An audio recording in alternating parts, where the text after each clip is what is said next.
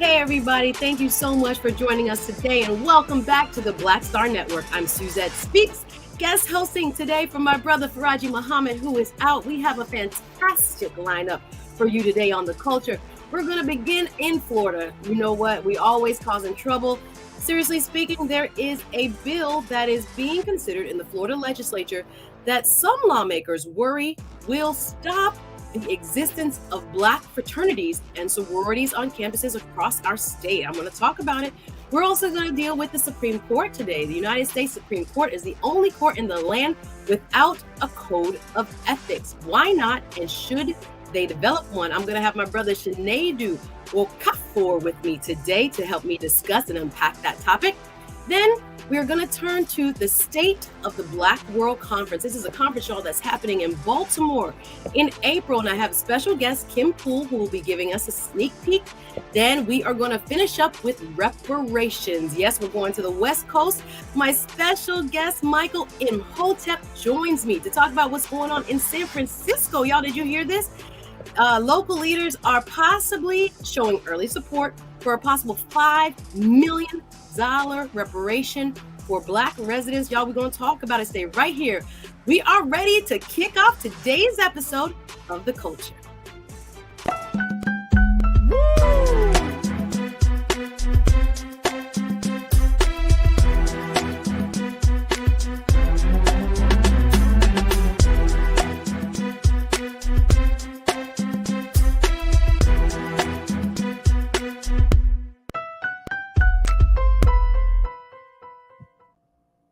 Well, hey, everybody. Again, it's a pleasure to be with you. I'm super excited. Suzette Speaks here, TV host and attorney out of Miami, Florida, sitting in and filling the very big shoes of my big brother, Farajii Muhammad. Thank you, Farajii, for the opportunity to sit in for you today. So we're going to start with our first story, y'all. Directly out of the Florida legislature, we are seeing a bill that is highly problematic. We know that diversity, equity, and inclusion programs have had a very hostile environment as of late in the state of Florida. And we're seeing a new iteration of a bill coming through the Florida State House. This is House Bill 999. And the proposed bill, some worry, would block the existence of Black fraternities and sororities. I'm going to go to, there are a couple news sources we're using for this story. That would be News One. You can also find a story on this in The Hill, as well as WPTV, which is the local Palm Beach affiliate of NBC. But just to read a quick quote from that article here on News One, what is going on? Basically, we have a Democratic representative, Yvonne Hinson, a Democrat from Gainesville, Florida, and she has been advocating in the Florida State House for considerations that might inadvertently happen if this bill is passed, and one that lawmakers are sounding the alarm on, or whether or not this will impact student organizations such as Black fraternities. The bill states the controversial HB 999 bill aims to restrict the programs and activities that Florida universities and colleges can promote or support. It calls into question student organizations, groups, or activities centered on diversity, equity, and inclusion. Well, I have the right brother to help me unpack what's happening in my great state, the Sunshine State. You know him. He is a continuous contributor here. He is also a diversity, equity, and inclusion expert. Y'all, please welcome back with me today to The Culture, my brother, Shanadu Okafor, who will be joining me now. Welcome, Shanadu. How are you, brother? How you doing, my sister? I'm fantastic. Good to see you hosting. Listen, y'all got me a little bit nervous, but I hope y'all will work with me and feel free to talk back. You know, this is an interactive conversation, y'all. So leave your messages in the chat, or if you're watching Team Replay, leave your comments below. We like to hear what our audience, the Culture Crew, has to say. So welcome, Shanadu. Listen, Florida is always going to keep us on our toes. And this proposed bill is no different. So let me just get your initial reaction. When you read about this bill, what was your initial reaction? Yeah, when I first read about this, I wasn't surprised because we all know that Governor DeSantis is posturing himself to be a substantial opponent to Donald J. Trump. So again, I wasn't surprised at what was taking place. What did surprise me, though, is that in my lifetime that we would be fighting for things that my forefathers and ancestors fought to get rid of. This idea of kind of going backwards, and not just in Florida. You see it in bills in Arkansas, and you see it with Greg Abbott in Texas. It is becoming concerning, but there is no surprise on my end. So absolutely, I neither was I surprised. And again, if you don't know, in the Florida state legislature, Republicans have a super majority. So even though we've seen votes, I believe in this subcommittee, I think it was 12-5. Realistically speaking, Democrats don't even have the votes if it gets to the Florida House or the Florida Senate floor to block it, which makes it ultimately very concerning. So let's talk about what you saw in the meat of the bill. They are going after a wide range of programs. Again, we're worried because we think that, or some lawmakers have brought up the point that some of the organizations we have become accustomed to, such as fraternities, sororities, other affinity organizations around campuses, could be affected. So let's start with this. Tell us why such organizations, Black Greek letter organizations, are important to student life, because we know that this term diversity, equity, and inclusion is kind of all encompassing. And it is kind of vague, according to some lawmakers, in terms of what is being offered in this bill. So let's start by kind of unpacking why those organizations exist in the first place and what they do for student life on campuses across our country. I think first and foremost, it's really important to preface that there would be no need for inclusion if white people weren't so invested in exclusion and being exclusive and keeping people out and not giving people regular human inalienable rights. That's number one. So when you think about Black Greek letter organizations, the first being Alpha Phi Alpha, if my I hope I'm saying this right. I don't want Roland Martin getting upset with me, but if my memory serves me correct, these gentlemen who founded that organization, they weren't allowed to join the other fraternities that existed. So that led them to start their own. And you go 100 and something years forward, and now you have 9 amazing dynamic organizations in the now National Panhellenic Council that not only bring culture, but have been the harbinger for excellence, for change, and for culture making in our schools, in our communities. So many great men and women are results of those tenets that are followed by these organizations. And moreover, they become the fabric, especially for HBCUs, for the culture of that school. And even in the predominantly white institutions, especially in the predominantly white institutions, when you have your Divine Nine, as they're called, organizations, they lend a space for the minority folks there, especially Black folks, to feel welcome, to feel at home, to feel like they can lean on the culture of those before them. And when you look at the academic excellence, when you look at what folks who are members of that organization have done for society, I mean, at this point, you know, the D9 and those who are of that organization have given so much to our culture, to our nation. So what DeSantis is actually doing is he's trying to cut into the fabric of our excellence. And whether you're in a D9 organization or not, it is a threat to all of us, because where does it end? Absolutely. I want to bring up a comment. I see you guys in the chat again. Thank you for showing so much love.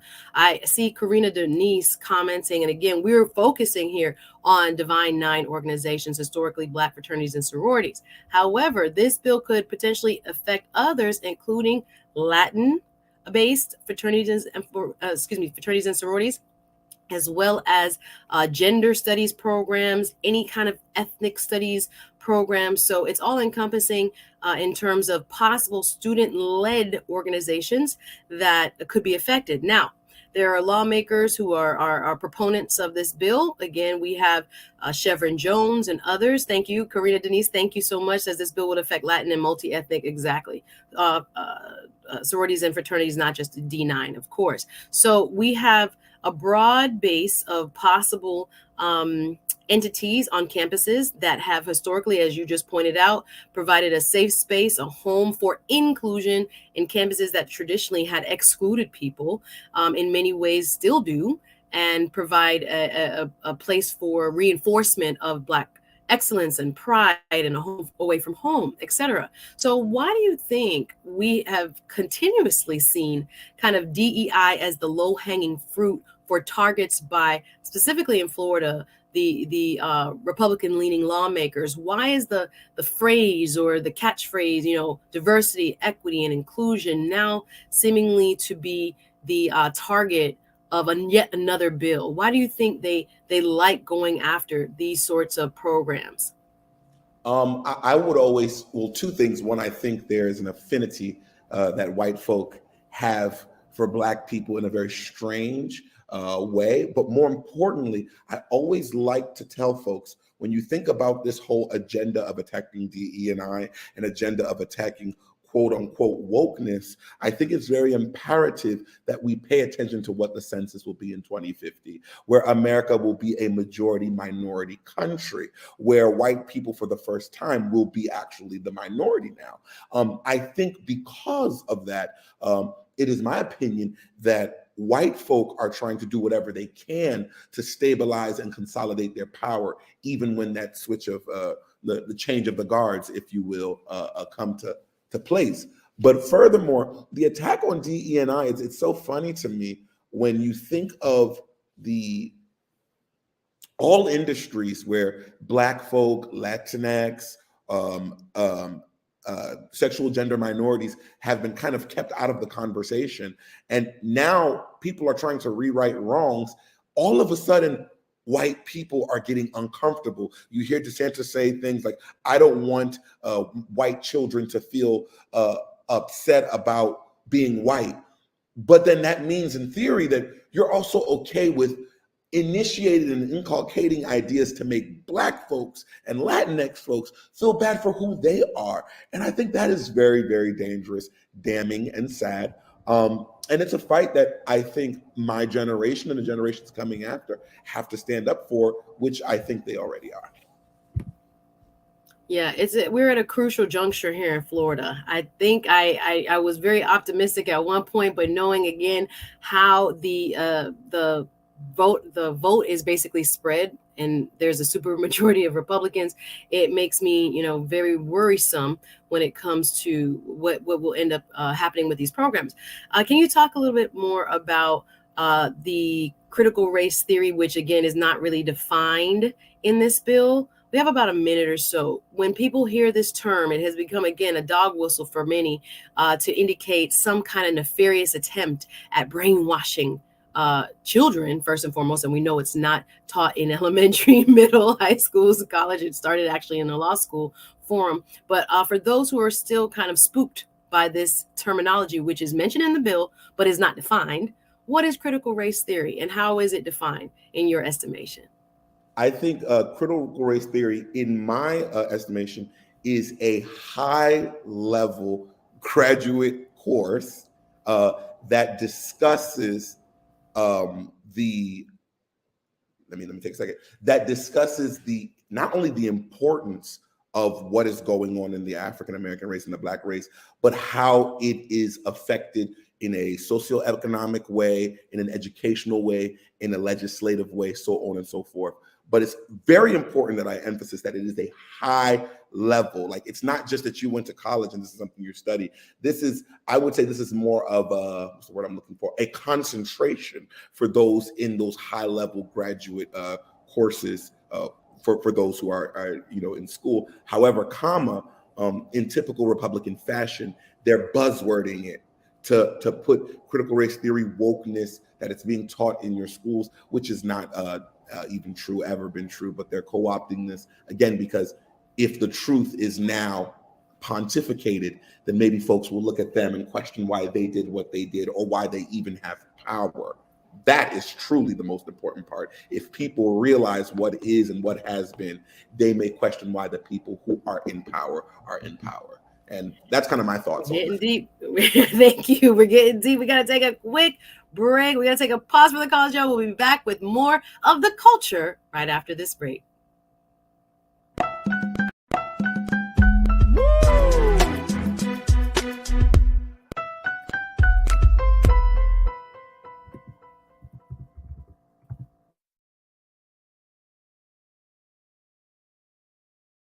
Black Star Network is here. Oh, no punch! I'm real revolutionary right now. Thank you for being the voice of Black America. All momentum we have now, we have to keep this going. The video looks phenomenal. See, this difference between Black Star Network and Black-owned media and something like CNN. You can't be Black-owned media and be scared. It's time to be smart. Bring your eyeballs home. You dig? When you talk about blackness and what happens in Black culture, we're about covering these things that matter to us, speaking to our issues and concerns. This is a genuine people-powered movement. There's a lot of stuff that we're not getting. You get it, and you spread the word. We wish to plead our own cause. Too long have others spoken for us. We cannot tell our own story if we can't pay for it. This is about covering us. Invest in Black-owned media. Your dollars matter. We don't have to keep asking them to cover our stuff. So please support us in what we do, folks. We want to hit 2,000 people, $50 this month, raise $100,000. We're behind 100,000, so we want to hit that. Y'all money makes this possible. Checks and money orders go to P.O. Box 57196, Washington, D.C. 20037-0196. The Cash App is $RM Unfiltered. PayPal is R Martin Unfiltered. Venmo is RM Unfiltered. Zelle is Roland at RolandSMartin.com.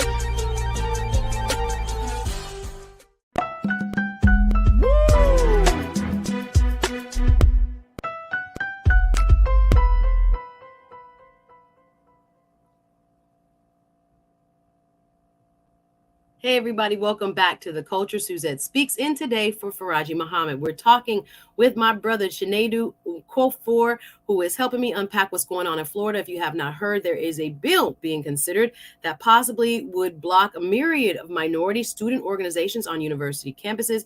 It's being called an anti-DEI bill, diversity, equity, and inclusion, and it has passed out of subcommittee and will be considered by the full House, and then possibly a version will go through the Senate shortly. We are concerned because many lawmakers are raising the alarm as to whether this will affect organizations such as Black fraternities and sororities. Historically, Black fraternities and sororities play a pivotal role in student life. And when I'm talking about it today with my brother, we can bring him back. Chinedu, thank you so much for unpacking some of what is being said in this bill. I want to use another quote I saw that kind of gives us, again, some context as to why lawmakers are so really concerned with this language. Some of it seems very vague and very broad. So let's go to, if we can, the quote that we see here, WPTV, which is out of West Palm Beach, the NBC affiliate. HB 999 opponents fear the bill would regulate student campus activities at Florida colleges. It reads, what campus activities are you attempting to regulate?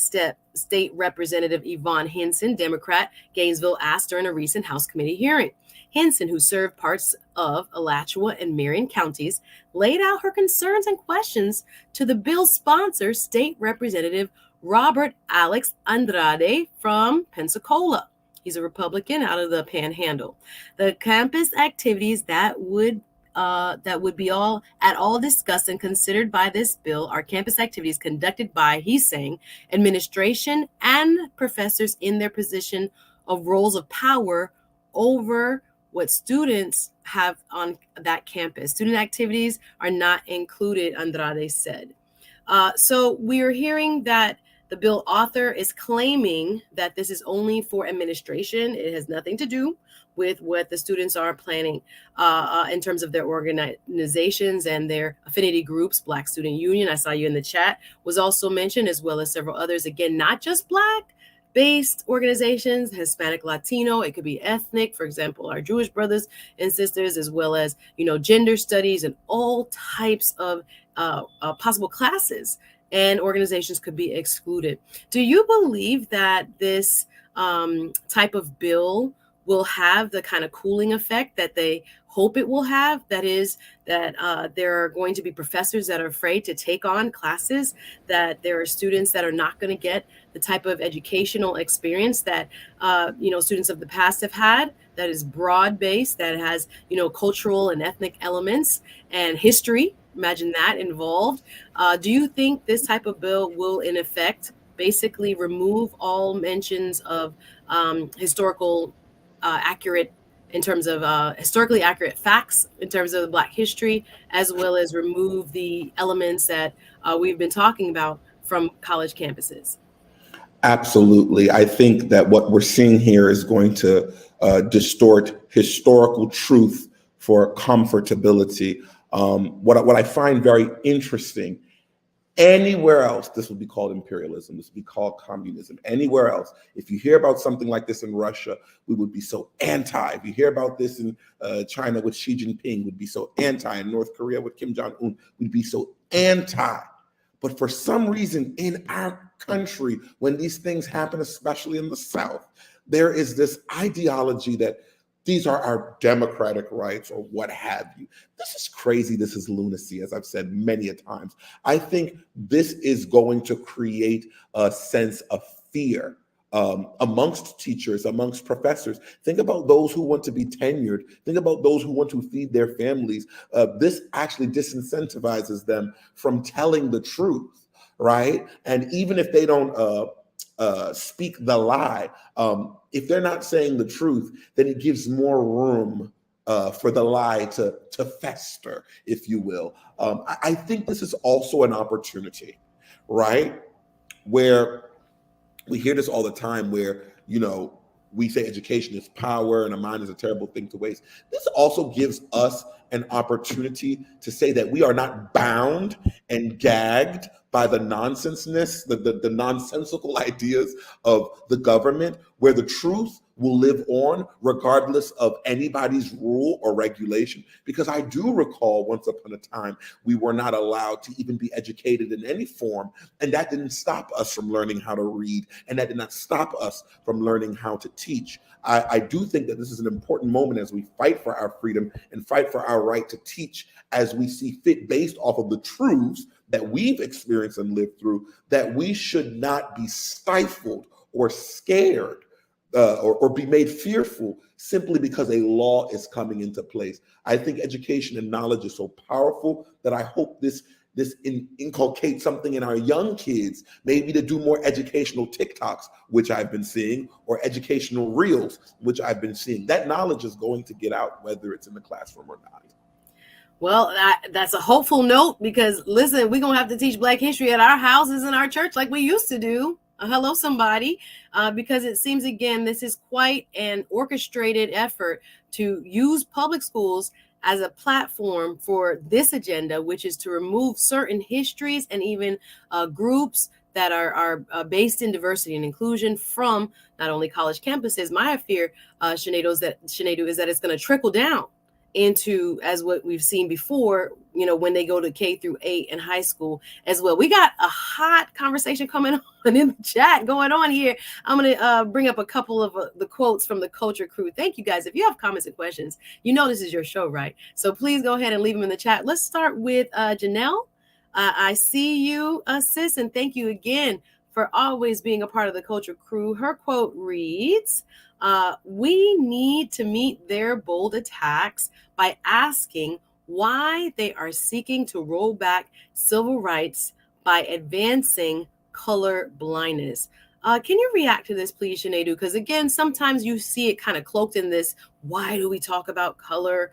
And it is kind of a red herring, if you will, because we know that these our programs are designed so that we have more diversity.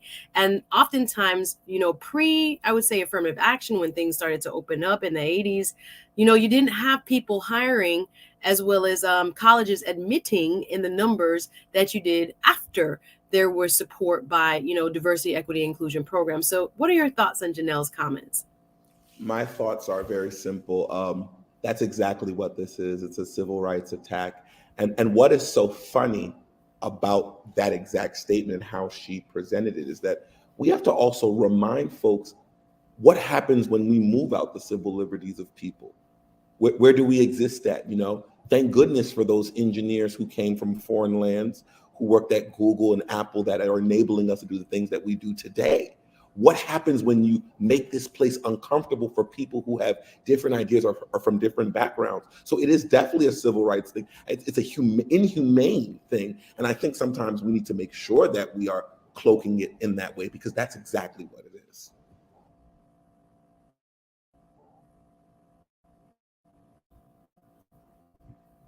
Absolutely. We're going to go next to my sister, Lana L. Thank you again for your support. Fellow Culture Crew member, always holding us down, says, I think DeSantis is being strategic with this move. An attack on MPHC is an attack on Kamala Harris. I think it's smart politically, but Greeks are going to kick his butt. I think, yeah, our election of the vice president, Kamala Harris, did bring diversity. They see, D9 as a threat. Thank you for the end part of that quote there. Appreciate that, Keenan.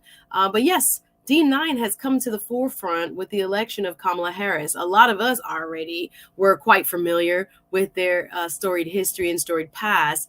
But now, is this maybe a power play to kind of get back at the D9 support and strong organizational capacities on the ground? So that for future, I mean, I've heard Brother Roland Martin say, we plan for the next 5 years. They're planning for the next 50 years when it comes to the outcomes of what this country looks like and what its institutions look like. Do you think it's, kind of a specific attack on D9? Absolutely. It's a complete attack on Blackness. And I think it's important that we say that, because if you need an example, look at those amazing 8 years that we had voted for one of the greatest presidents, arguably in our history of this nation. And then look what we got right after.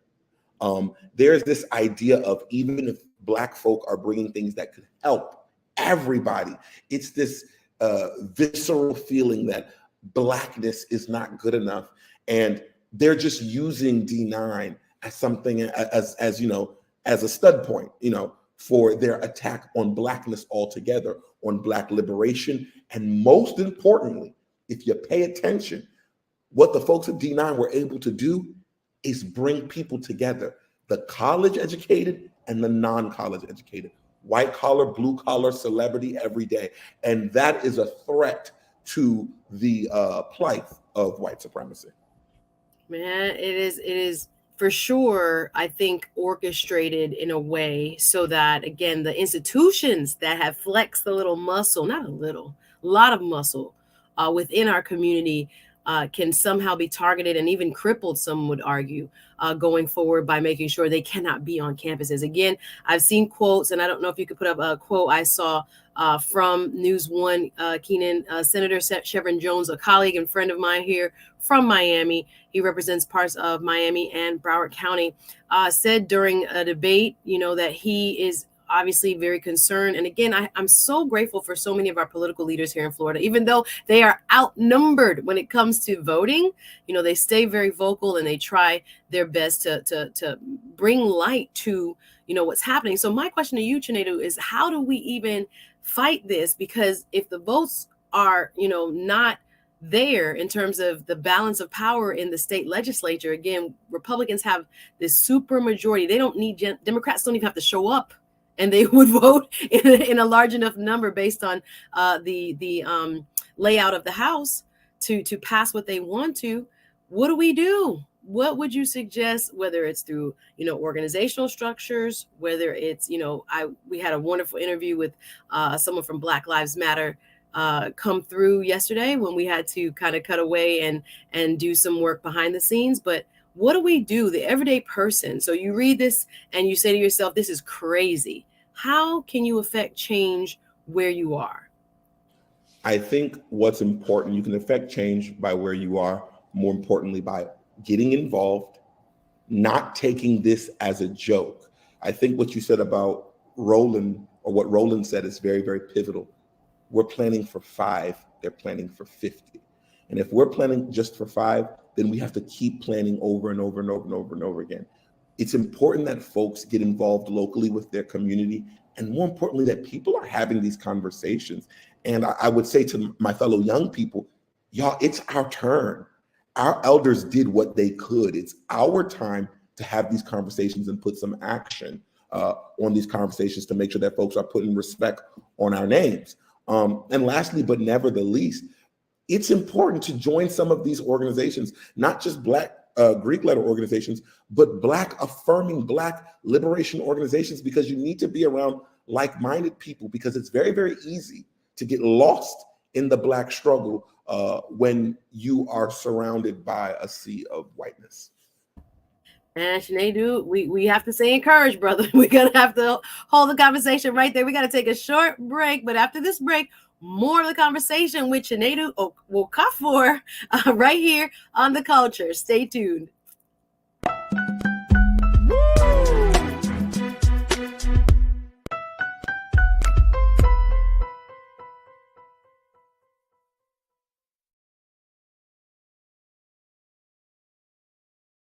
Hatred on the streets, a horrific scene, a white nationalist rally that descended into deadly violence.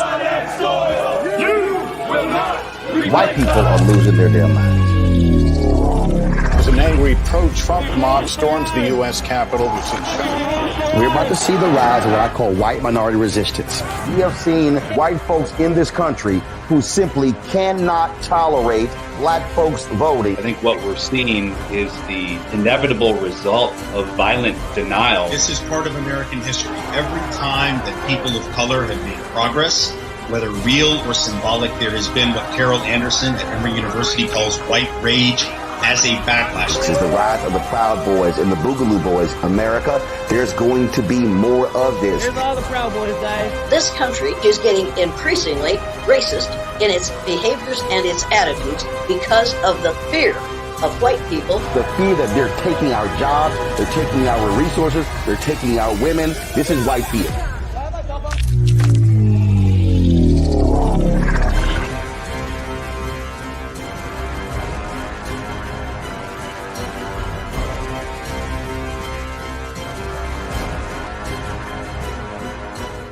Black Star Network is here.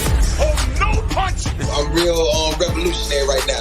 Thank you for being the voice of Black America. All momentum we have now, we have to keep this going. The video looks phenomenal. See, this difference between Black Star Network and black-owned media and something like CNN. You can't be black-owned media and be scared. It's time to be smart. Bring your eyeballs home. You dig?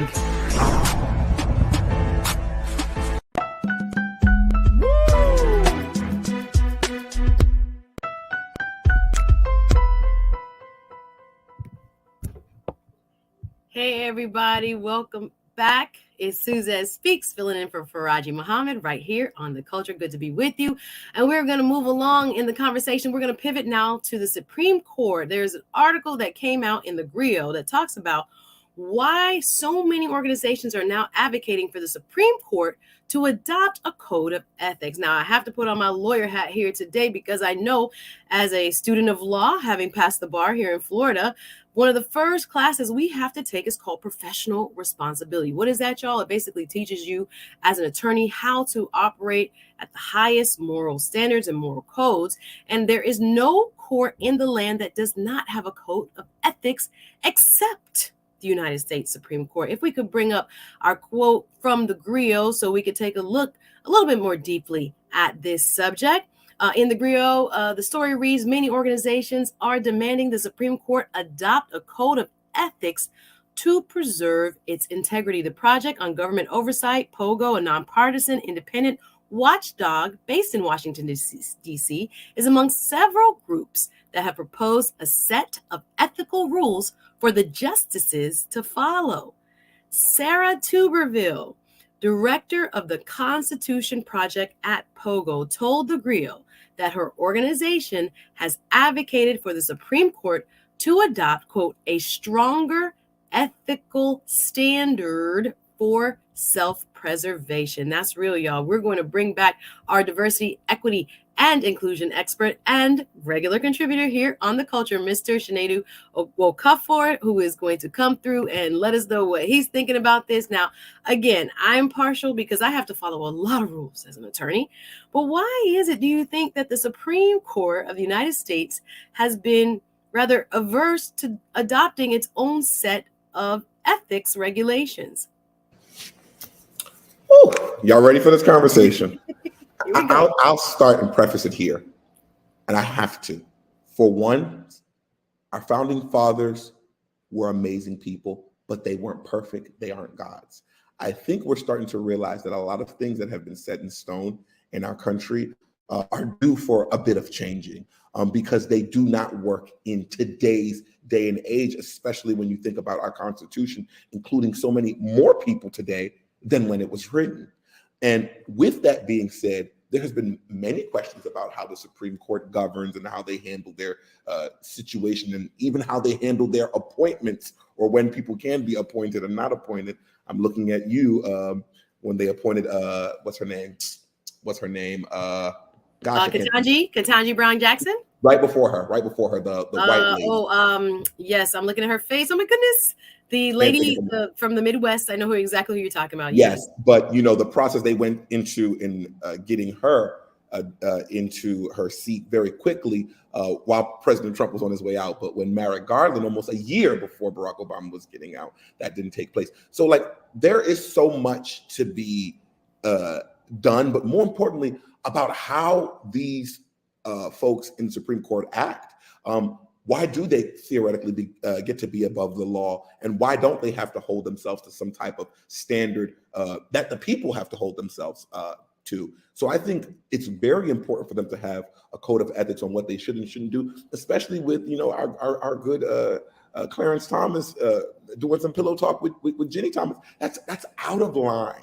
And even the leak about the Roe v. Wade situation that took place around the springtime last year, there is something going on in the house. The call is coming from inside the house. You know what, Sinead, and I could not agree with you more, because we are seeing a situation in which there is kind of this, I don't know, secret handshake going on, where you have just mentioned cases that bring this to the forefront, right? So we saw Mr. Clarence Thomas, Supreme Court Justice Clarence Thomas, one of the elder statesmen, probably the eldest on the court right now, participate in cases that many observers would say he should have recused himself, right? So you have his wife, who was being called to answer questions with respect to her involvement in January 6th. We have, they came together and came up with this excuse as if they don't talk, husband and wife, about their politics and what she does as an individual. Ginny Thompson is a very politically active person. She says she has been before she married Clarence Thomas and remains so now.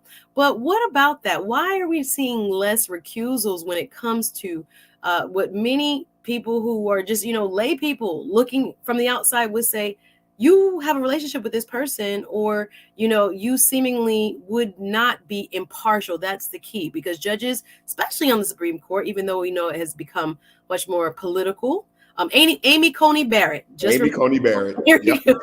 I was like, I keep looking at her face in my mind's eye. Amy Coney Barrett, again, who had never really, served for any long lengths of time, et cetera, et cetera. As you said, she was pushed through very quickly and had a political bent that people were really concerned about, right? Prior to some of her writings when she was a professor, really led to, those of us who basically predicted what she would be on the court, for the long term, for her lifetime, actually. So back to Ginny Thomas, Clarence Thomas, why is it okay? And I know it's not. See, I can't even ask the question, because I'm like, why would it be okay for Supreme Court justices to pick and choose for themselves when they don't recuse themselves, when everyone else, like I said, if there's a conflict of interest in the state court, me as an attorney, I can raise it and I can say, clearly, judge, this person, you can have judges removed all the time from cases, or cases removed from what they call forums, their location, because of bias, right? We have rules for that. Why is it that the Supreme Court, you believe, and again, we probably stand on the same side of this issue, but why do you think they would believe that they alone should be able to make the calls as to whether or not they participate and hear certain cases? I don't know exactly, but it's starting to seem like there is some type of erosion in the Supreme Court, and at the same time, some type of connection between Supreme Court and politicians. That's what it seems like to me. When you think about some of the landmark cases that were argued, whether it be Brown versus Board of Education, or even Roe v. Wade, think about that time. That's in a time where, as far as history is concerned, that we weren't even as advanced as we are today. And to see how,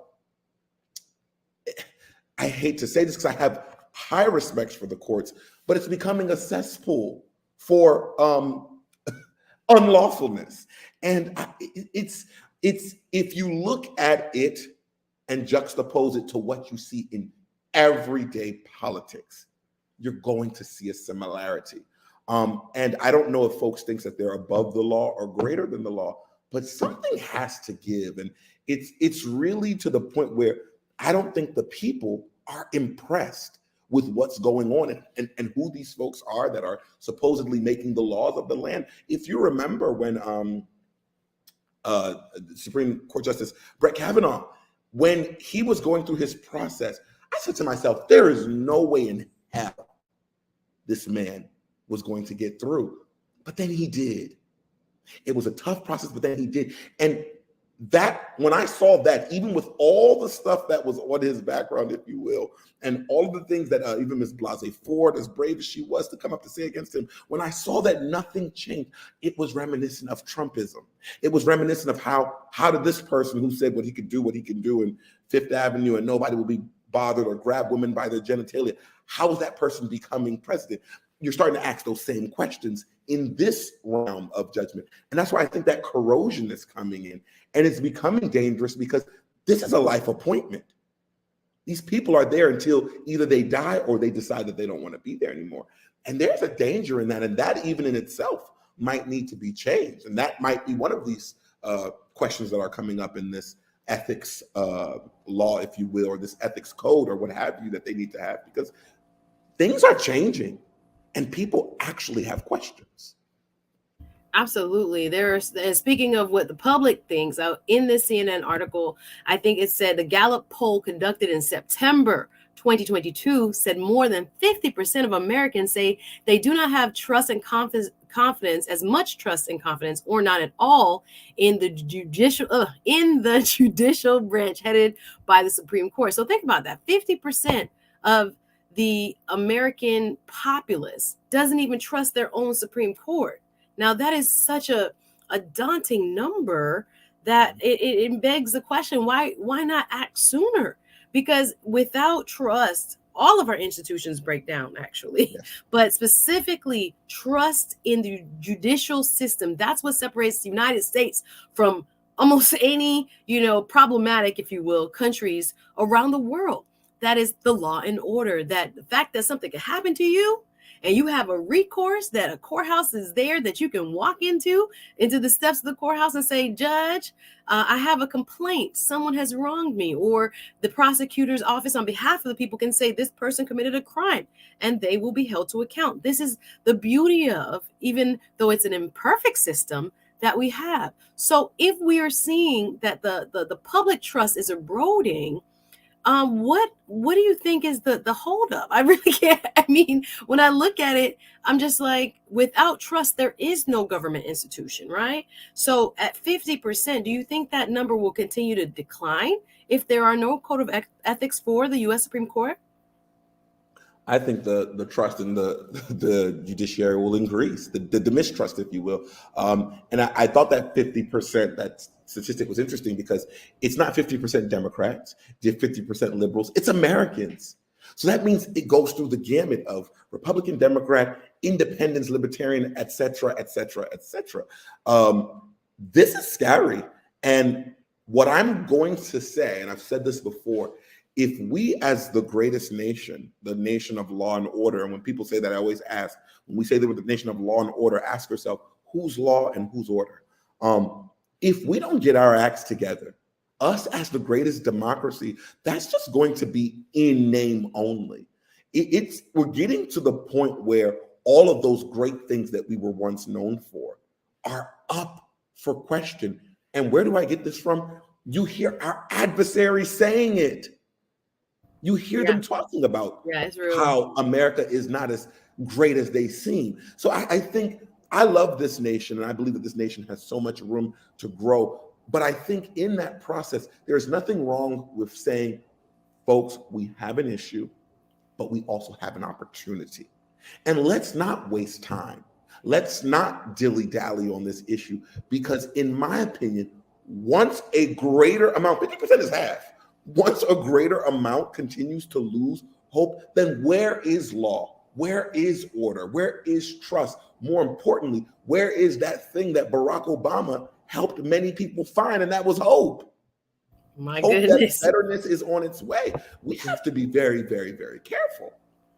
Yeah, we have so much to talk about. The comments are blowing up. We're going to read the comments after our break, y'all. Let me put up one more quote, though, from this article. Again, from the Griot. Thanks to our friends at the Griot. We are going to put up a quote again by Sarah Tuberville, right? Again, she's a director of the Constitution Project. And this second part is really what I want to focus on. Told the Griot that her organization has advocated for Supreme Court to adopt stronger ethical standards for what she calls self-preservation. Hello, somebody. The justices are blind, she says, to the fact that the public's faith in the institution is waning. And the public's faith is the only thing that gives the court's ruling any force of law, she said.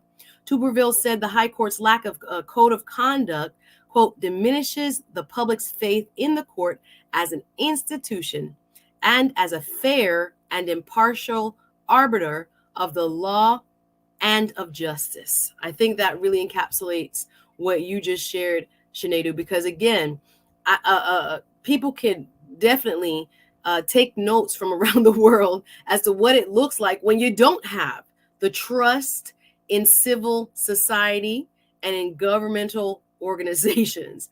And when we don't pay attention to, what the heart and the minds of people, right, our public, our citizens are saying, we often find ourselves in trouble. So when you hear, again, there have been many suggestions, but they have remained averse. Tell us what some of the advantages are, whether that has been in the workplace. Again, for my profession and other professions, you're gonna have to have a code of ethics. What are the benefits, in addition to public trust, that you get from having a code of ethics? I think you get a better work environment. That's first. People do their best work when they can believe in what they're doing. So codes of ethics, once, is something that not only the company can stand on, but the people of the corporation can believe in. It is a symbiotic relationship. And also, it is something that it's actually check and balance. If you're not doing this, I can check you in the same way you can check me when I'm not doing that. And like I said, it builds trust, it builds honor, it builds respect, and it builds on the tenets of democracy and freedom. And I think a lot of corporations, they go for the code of ethics because they want to show that that's something that they stand on, but you got to practice what you preach as well. Because like I said, it's something for folks to hold someone on. So when they do have the code of ethics, a great benefit is folks in that group can now say, hey, our code of ethics says that you are to do X, Y, and Z, but I've experienced A, B, and C. How can we rectify it? Then you get people. Again, democracies only work when people are participating, when it's a participatory action. And it brings greatness, it brings diversity, it brings equity, it brings inclusion. And there's never a moment where a code of ethics is ever a bad thing. Listen, I want to read some of these comments. I agree with you wholeheartedly. We're going straight to the comments from our chat. Thank you, Culture Crew, keeping us active in this chat today, y'all. We got to take a quick break. We'll be back with more of the culture right after this.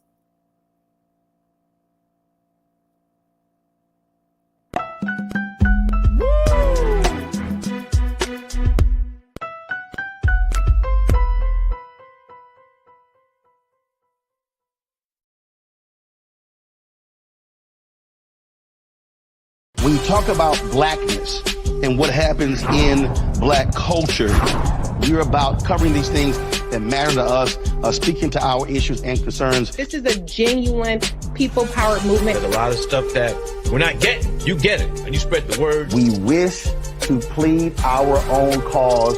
Too long have others spoken for us. We cannot tell our own story if we can't pay for it. This is about covering us. Invest in black-owned media. Your dollars matter. We don't have to keep asking them to cover our stuff. So please support us in what we do, folks. We want to hit 2,000 people, $50 this month, raise $100,000. We're behind $100,000, so we want to hit that. Y'all money makes this possible.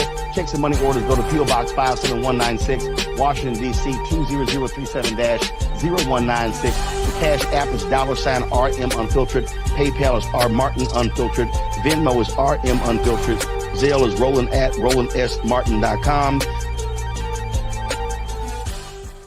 Black Star Network is here. Oh, no punch! I'm real revolutionary right now. Thank you for being the voice of Black America. All momentum we have now, we have to keep this going. The video looks phenomenal. See, there's a difference between Black Star Network and black-owned media and something like CNN. You can't be black-owned media and be scared. It's time to be smart. Bring your eyeballs home. You dig? Hatred on the streets, a horrific scene, a white nationalist rally that descended into deadly violence. White people are losing their damn minds. As an angry pro-Trump mob storms the U.S. Capitol, we're about to see the rise of what I call white minority resistance. We have seen white folks in this country who simply cannot tolerate black folks voting. I think what we're seeing is the inevitable result of violent denial. This is part of American history. Every time that people of color have made progress, whether real or symbolic, there has been what Carol Anderson at Emory University calls white rage as a backlash. This is the rise of the Proud Boys and the Boogaloo Boys. America, there's going to be more of this. Here's all the Proud Boys, guys. This country is getting increasingly racist in its behaviors and its attitudes because of the fear of white people. The fear that they're taking our jobs, they're taking our resources, they're taking our women. This is white fear.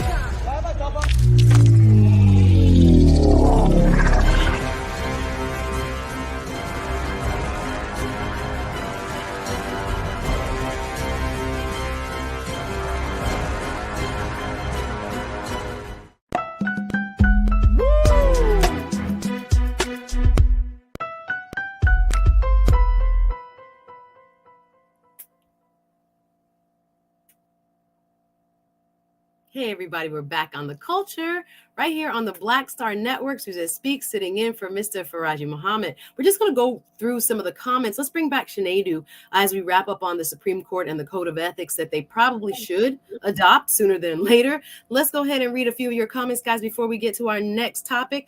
We're going to start with, how about Janelle Fields? She writes, why won't Congress and the executive branch make the judicial branch behave? Aren't they supposed to be three equal branches of government? Girl, you said a word. Let's go next to Karina Denise. Let's do that. Hey, sis. And she'll be joining me tomorrow, filling in for Farajii. She says, this is a lifetime appointment. Blank needs to go. Senators need 4-year terms, not 6 years, in my view. Okay, sis, tell us how you feel. Also, term limits for them may not be a bad idea. She means the Supreme Court, right? They are lifetime appointees. They can shape for 30 years or more what the court looks like. Let's go to, do we have a couple more comments? I know we're going to have to take a quick break shortly. Let's go next to Langston. Langston, I saw your comment. Langston says Brett Kavanaugh got through the Supreme Court due to, in his opinion, white supremacy. What other job interview can you discuss? Beer and being drunk in America. Yeah, that was probably one of the most memorable, for the wrong reasons, confirmation hearings that we've had. And again, if we had code of ethics, you know, maybe we wouldn't even have a person who had such questionable backgrounds on the Supreme Court. Again, we have to take a break, y'all. Karina Denise, real quick, let's get one more. Appears that SCOTUS does not give a darn about the public's faith. The Supreme Court of the United States doesn't give a darn about the public's faith. And why would they, when the conservative majority are drunken with power? We got to leave it there. I got to let my brother, Sinead Okafor, go. And I appreciate you being with us. We got to take a break. More of the culture. We'll be back with Michael Imhotep right after this. Stay tuned.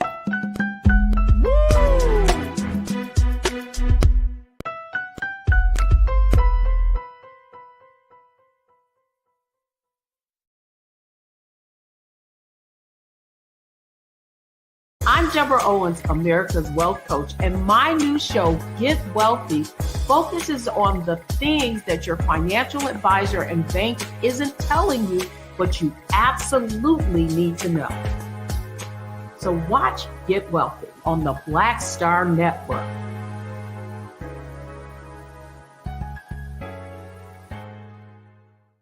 Black Star Network is here. Oh, no punch! I'm real revolutionary right now. Thank you for being the voice of Black America. All momentum we have now, we have to keep this going. The video looks phenomenal. See, there's a difference between Black Star Network and black-owned media and something like CNN. You can't be black-owned media and be scared. It's time to be smart. Bring your eyeballs home. You dig?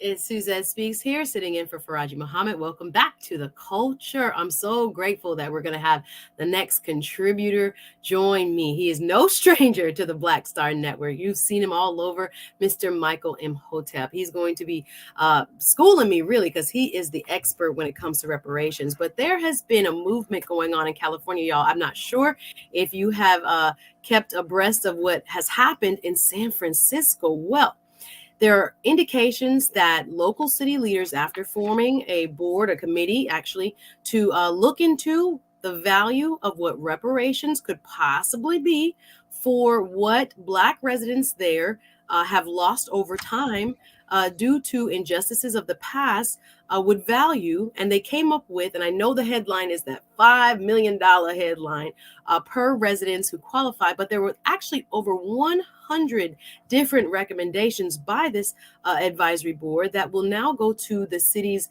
main board of governance for consideration. Now, I am so excited, yet even surprised, if I'm being honest, that the movement for reparations has gotten this far, so far that a city the size of San Francisco is thinking about putting a major policy initiative like this forward. Well, we're going to get to the bottom of this, and the devil, yes, is in the details. I want to welcome now, as a guest contributor today with me, Mr. Michael Imhotep. Welcome, sir. Hey, Suzette, how you doing today? It is a pleasure and privilege to be alongside you, brother, to be sitting here. You too. Thank you very much. And again, I am not the most, what should I say, knowledgeable about what has been going on in the fight for reparations. So I'm grateful that you're here and you're going to be able to shed some light on what's going on in San Fran. So what do we have here? I know, again, preliminarily, this is, what should I say, a suggested framework. No one's getting any money just yet. But tell us what you have seen as your initial reaction with what's going on in San Francisco over there on the West Coast. Okay, and just very quickly, I'm a historian. I don't claim to be an expert on reparations, even though I know a lot about it. Okay, I hear you talk about it all the time. That's why I call you. Oh yeah, well, I'm a historian and I study history, law, politics, and economics, but I don't claim to be an expert on reparations. Okay, but what we have here is you have a proposal of a one-time payment going to African Americans who are eligible, who would be eligible in the city of San Francisco, not for slavery, because San Francisco does not have a history of slavery, just as generally speaking, California does not have a history of slavery, because California came into the Union in 1850 as a free state, not a slaveholding state. So this would be, according to the article from CNN.com called San Francisco Leaders Show Early Support for $5 million Reparation Payments for eligible Black residents. It says that San Francisco's Reparations Advisory Committee, which was created in 2020 to craft a plan to address institutional city-sanctioned harm inflicted upon African American communities. Okay, so this would be a one-time payment of $5 million, and it's not. Now you have some on the committee who support this. However, generally speaking, understanding the finances of San Francisco, and San Francisco has a $728 million budget deficit over the next 2 years, it's unlikely that this will actually be implemented. Okay, but you have the California Reparations Task Force, which is at the state level. You also have a San Francisco Reparations Task Force as well. And the $5 million were some of the more than 100 recommendations made by a city-appointed reparations committee tasked with the question of how to repair the damage of systemic racism, redlining, housing discrimination, things like this in the city of San Francisco. Okay, wonderful foundation laid, my brother. Thank you for that. This is the CNN article we are referencing, guys. You can go check it out on CNN.com. It's up there. San Francisco leaders show early support for 5 million reparations payments for eligible Black residents. So my question to you, Mr. Imhotep, why is California like the standout? Is it just the progressive nature of politics there? I don't hear this coming out of other states, or maybe there are other similar programs or considerations being made. Of course, we've heard, a couple of cities do things like maybe give housing down payments. Sure. That was Evanston, Illinois. So let me address that. Okay. Go ahead, brother. I know you know the background. Go ahead. Yes. Let's take Evanston, Illinois first, because the person who spearheaded that, her name was Robin Ruth Simmons. I interviewed her on the African History Network show for an hour, to break down what actually happened. Now, the state of Illinois abolished slavery in 1818. Evanston, Illinois, the city of Evanston, Illinois, wasn't founded until the 1840s. You had a lot of woke ass people running around who didn't do research, who said, they should do reparations for slavery, things like this. Evanston does not have a history of slavery. So when you have a city, they're not going to do reparations to repair the damage of something that the city did not inflict. When you look at what San Francisco is doing or what they're proposing, they are saying specifically they are working to repair the damage that the city inflicted upon African Americans, not what the state did, not what the federal government did, because they don't have those type of resources. Evanston, Illinois is a city of approximately 60,000 people with a percentage of African Americans at 16% and declining. They don't have a history of slavery, but they had a rampant history of housing discrimination and redlining. And there's still some African Americans alive today who live in Evanston who were the victims of the housing discrimination and redlining. So this is what their reparations program, the $25,000 vouchers towards housing, was designed to remedy, not slavery. Okay, so when we look at reparations on a city level, and we have a reparations task force here in Detroit, I'm not on it, but I do know people on the reparations task force. They are looking at repairing the damage that the city did. You first have to understand history in your city and the damage that the city did to understand what to repair. California is very progressive because both the state legislature is controlled by Democrats.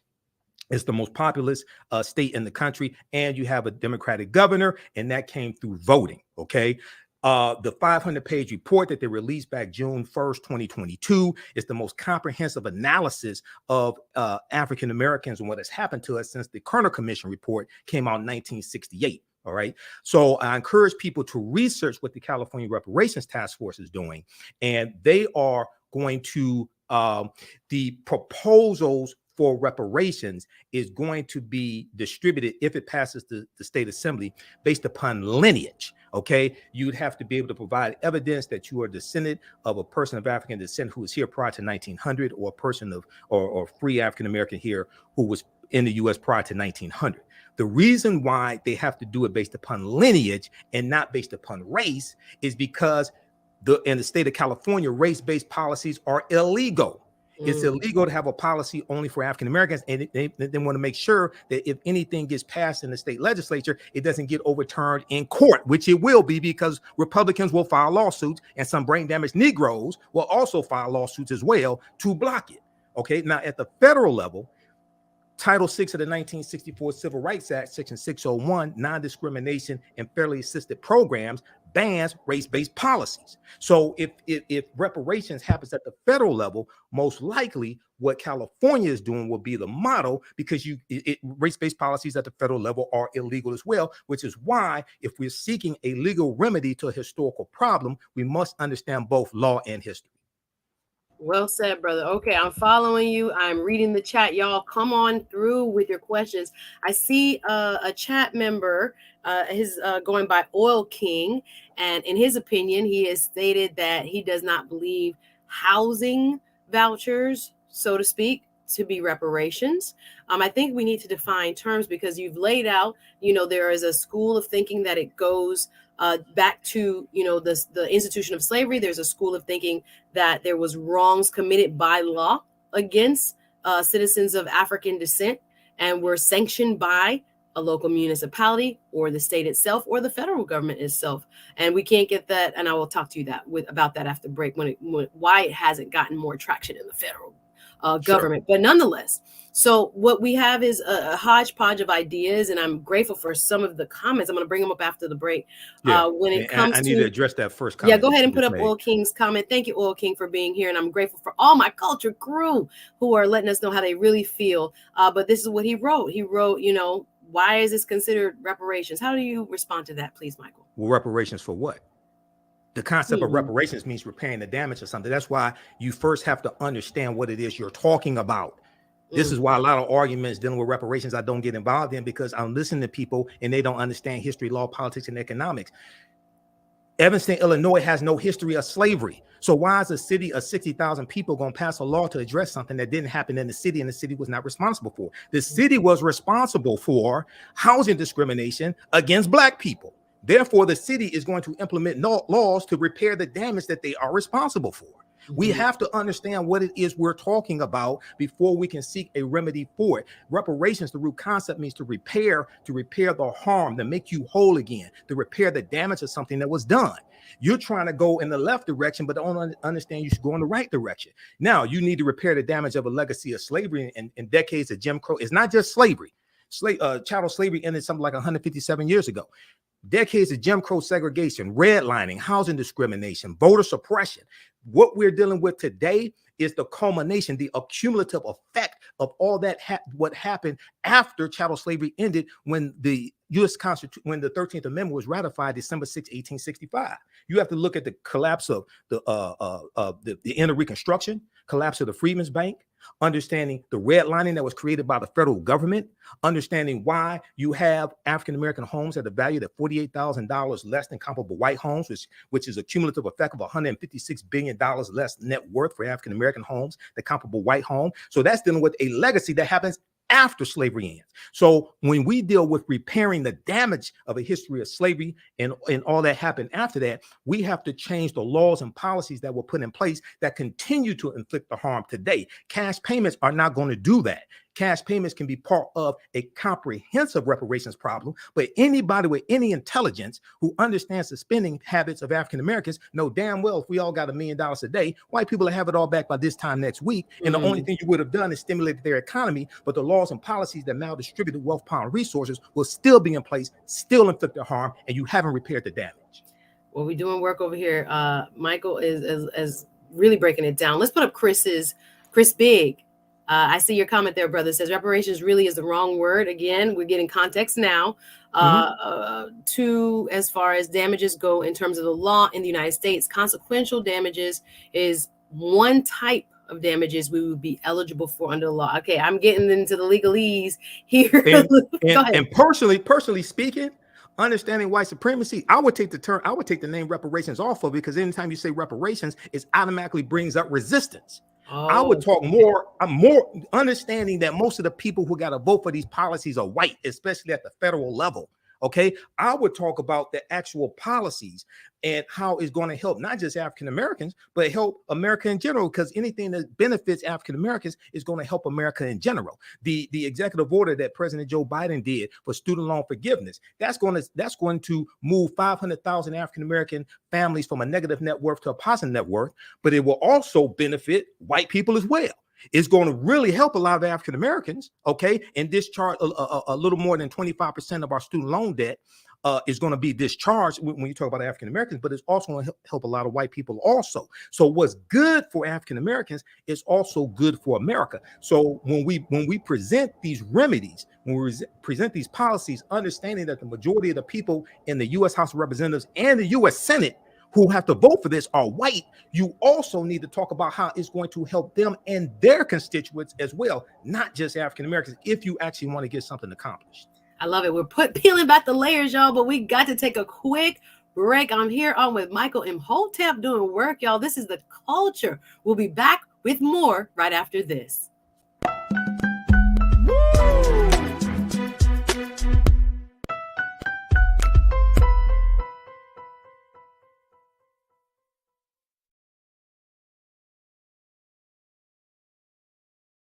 I'm Deborah Owens, America's Wealth Coach, and my new show, Get Wealthy, focuses on the things that your financial advisor and bank isn't telling you, but you absolutely need to know. So watch Get Wealthy on the Black Star Network.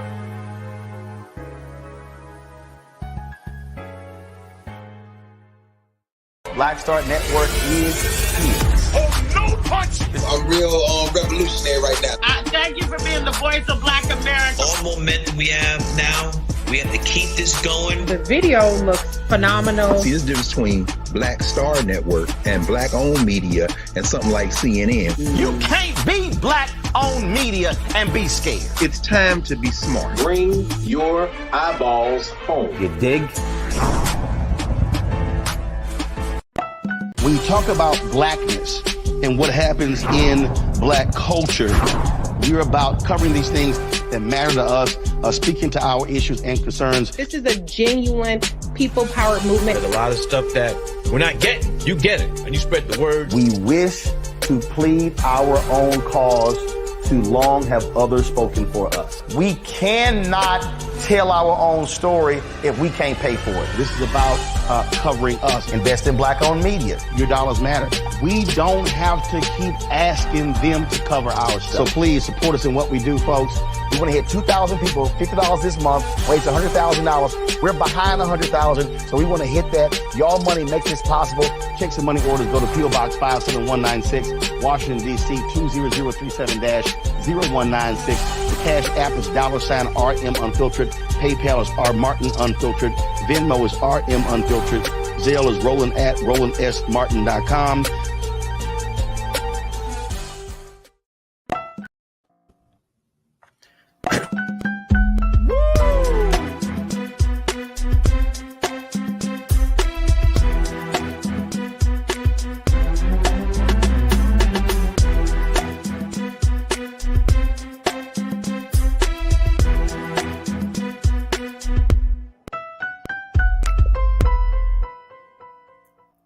Hey, welcome back to The Culture. This is Suzette Speaks, sitting in for Farajii Muhammad. I'm here with my brother, Mr. Michael Imhotep, who is teaching y'all about what it is that's happening on the West Coast over in San Francisco. There has been a movement towards reparations for certain qualifying Black residents, and we're having a robust conversation here. I'm going to put up a few of your quotes. Let's bring back Michael Imhotep now. I see you in the chat, y'all. I see everybody, and I'm going to only be able to read a few. Let's go to a quote I saw by Mimi D 726, a Culture Crew regular. Thank you for being here, sis. I see she writes that if the government gave us real reparations, and now this is a contention I've seen brought up many times when this discussion comes forward, Michael, the cost, right? That would bankrupt this country. Are we cool with that? How do we address this when we are having the conversation, whether it be on the municipal level, right? Or whether it be, state, or even next we'll talk about the federal levels. But what about the cost? How do we address that? Because I'm thinking $5 million possibly per resident who qualifies in San Francisco. Like you said, budgetarily, it doesn't even kind of complete. That ain't gonna happen. Don't look for your check in the mail if you live in San Francisco. People will That's say. not happening. So how do you respond to a comment like this? Well, first of all, what are you repairing the damage of? You first have to analyze what happened to African people and analyze the damage that was inflicted to then understand how to repair the damage. Okay, this is why you have to understand the laws and policies that were put in place, the voter suppression, the housing discrimination. And one of the main ways that people have accumulated homes and have accumulated wealth in this country is through ownership of homes. One of the biggest programs to do that was the GI Bill. 1945, 1946, and from about 1946 to 1970, $67 billion was invested into the GI Bill. This gave low interest loans to veterans of World War II and who served in the military to get low interest loans to buy homes, start businesses, and to go to school, go to college. Okay. Largely speaking, African Americans were heavily discriminated against that, even though we served in World War II, even though we earned those benefits and our taxpayer dollars were paying for them. So when we talk about the cost of reparations, one, just giving a check don't solve just giving a check does not repair the damage that was done. Okay. And then you have people who say, well, our ancestors worked for free for X amount for 246 years, things like this. Yes, there were 262 skills, trades, and crafts that our people had in this country from 1619 to 1865. Now, how do you enforce that? What law or that? Now, this may go outside the circumference of some people's awareness. I don't play games with people. When you understand getting reparations, you have to have a legal foundation to be able to enforce what it is you say that you want. What law are you citing that slaves were supposed to be paid in the first place? Yes, slavery was morally wrong. I agree. Yes, it should not have happened. But when you study the laws of this country, when you study the U.S. Constitution, which is the first legal document that you should read, slavery was sanctioned by the U.S. Constitution. It was legal. So what law are you citing the slaves were supposed to be paid? This is why the legal arguments that we make for this have to be different than a lot of the arguments that have been made in the past. One of the legal arguments, and I've talked about it on this show, deals with enforcing the Black Freedmen Indian Treaties of 1866, which is what one of my teachers, Dr. Claude Anderson, has been fighting and enforced for years. And then more recently, Attorney DeMario Solomon Simmons, who is of Muskogee Creek ancestry and who is a frequent panelist on Roland Martin Unfiltered as well, he's been fighting for that because that is an actual example of us getting some type of restitution or reparations from the 5 civilized tribes of Native Americans, the Choctaw, Chickasaw, Creek, Cherokee, and Seminole Indians, who all owned African slaves. And then after the Civil War ended, they were forced by the federal government to allocate land to those Africans that they own and set them free and give them membership in those Native American tribes, give them all the rights and privileges of Native Americans. When you studied Black Wall Street in Tulsa, Oklahoma, we love to talk about Black Wall Street. I've studied the history of it, but we don't understand that Tulsa, Oklahoma was founded by Creek Indians around 1834. And when they went into Oklahoma, they took their African slaves with them. And a lot of the early African-American landowners in what will become Black Wall Street, which was that business district, which began at the intersection of Greenwood, Archer, and Pine, a lot of those early African-Americans gained land from those Black Freedmen Indian treaties, which are still in effect today, but many of our ancestors were being pushed out of those treaties starting in 1941. So I'm for what will ever work when it comes to repairing the damage of a legacy of slavery, Jim Crow segregation, and racism and redlining. To understand what will work, we need to understand the history of what has worked. And what has worked, and there's documented evidence of that, are the Black Freedmen Indian Treaties of 1866. Heck yeah, I'm gonna jump right in here because I say just let him go, because I know this is a passionate subject matter for you. I'm gonna put up another, based on what you just said, sir, you're doing work, quote from Jacqueline Boateng, I think is how you pronounce it, because what you have just mentioned is that there are different aspects of what could be considered, and the term is probably imperfect, reparations. But Jacqueline brings up reparation can come in the form of housing, education, healthcare, employment, and farming. Hello, somebody, because again, Black farmers have been through it. So we lost millions of acres of land coming from being discriminated against from the U.S. Department of Agriculture. I was going to say, inflicting harm upon us. USDA has done by law some of the most heinous things and created the most damage and removed the most land, right, from people of Black heritage. So when it comes to the check, because that's, I think some people are very hung up on the dollar amount, but there's other forms reparations can take. Would it be better, or is it like you said, depending on what was lost in the first place, as a remedy of what law was in effect in the first place? But talk about the various types of reparations, even here in this specific case in California, in San Francisco, are being considered. Now, the headline gave you the $5 million per person, right? But there were other suggested remedies, over 100, in fact. So can you talk about what other, even in the broader sense or directly related to the San Francisco proposal, forms of reparations that are being suggested? Various forms could be free college tuition, going a certain period of year without having to pay taxes. It could be allocation of land. For instance, just generally speaking, when you study the Homestead Act in this country, the Homestead Act of 1862, it gave over approximately 260 million acres of land, largely to white people in this country. They had to maintain the land for 5 years. and they had to pay the taxes on the land. Okay. And then after 5 years, the land was theirs. Okay. Well, you have tens of thousands of families, largely white families today, that still have land in their families that was given starting in 1862, but they gave away land for over 100 years. They kept giving away land up until about the 1970s or early 1980s. All right.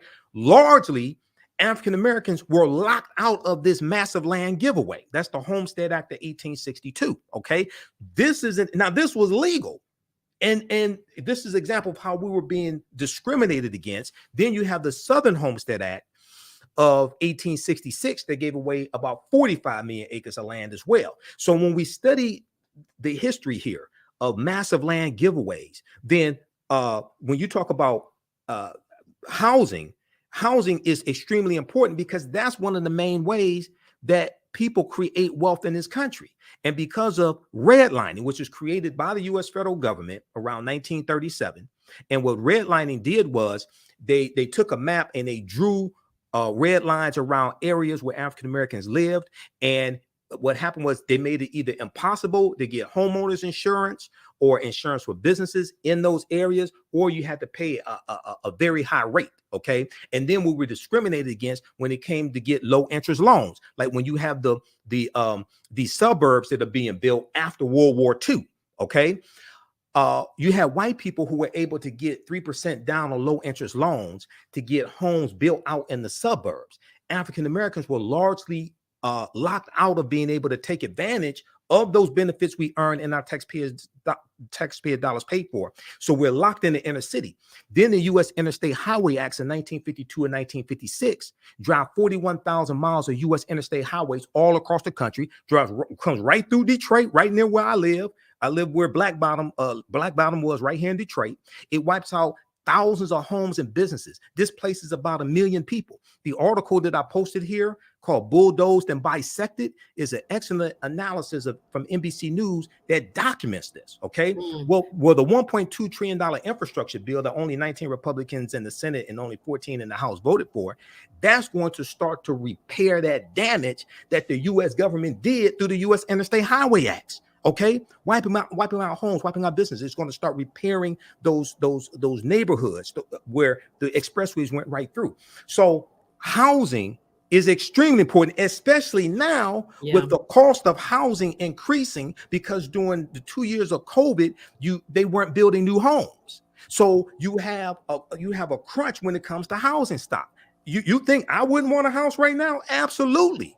That's one of, really tell you the truth, that's one of the first things that we should be going after, home ownership. We got to take a quick break, y'all. I am enjoying this conversation with Mr. Michael Imhotep. I see you guys in the chat. I'm going to read more of your comments, but we got to take a quick break. Much more of the culture, talking reparations, right after this.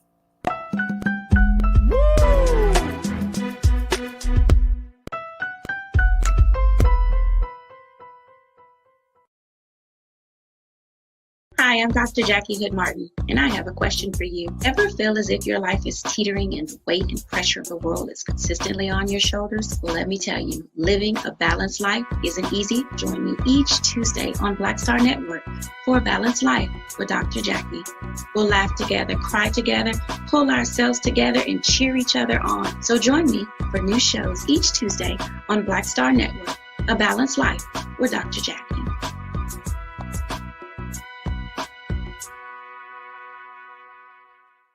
When you talk about blackness and what happens in black culture, we're about covering these things that matter to us, speaking to our issues and concerns. This is a genuine people-powered movement. There's a lot of stuff that we're not getting. You get it, and you spread the word. We wish to plead our own cause. Too long have others spoken for us. We cannot tell our own story if we can't pay for it. This is about covering us. Invest in black-owned media. Your dollars matter. We don't have to keep asking them to cover our stuff. So please support us in what we do, folks. We want to hit 2,000 people, $50 this month, raise $100,000. We're behind 100,000, so we want to hit that. Y'all money makes this possible. Checks and money orders go to P.O. Box 57196, Washington, D.C. 20037-0196. Cash App is $RM Unfiltered. PayPal is R Martin Unfiltered. Venmo is RM Unfiltered. Zelle is Roland@RolandSMartin.com. Hatred on the streets, a horrific scene, a white nationalist rally that descended into deadly violence. White people are losing their damn minds. As an angry pro-Trump mob storms the U.S. Capitol, we're about to see the rise of what I call white minority resistance. We have seen white folks in this country who simply cannot tolerate black folks voting. I think what we're seeing is the inevitable result of violent denial. This is part of American history. Every time that people of color have made progress, whether real or symbolic, there has been what Carol Anderson at Emory University calls white rage as a backlash. This is the rise of the Proud Boys and the Boogaloo Boys. America, there's going to be more of this. Here's all the Proud Boys, guys. This country is getting increasingly racist in its behaviors and its attitudes because of the fear of white people. The fear that they're taking our jobs, they're taking our resources, they're taking our women. This is white fear.